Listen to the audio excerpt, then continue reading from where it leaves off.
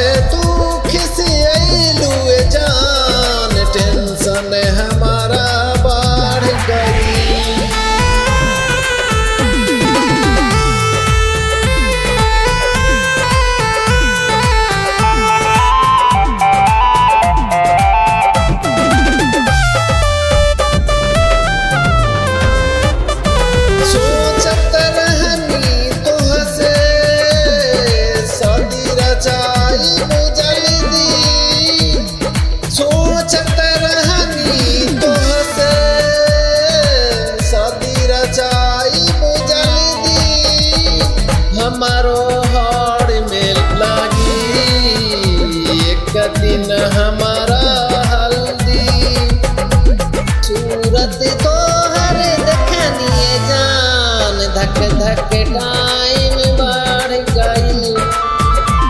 सूरत तो हर देखनिए जान, धक धक टाइम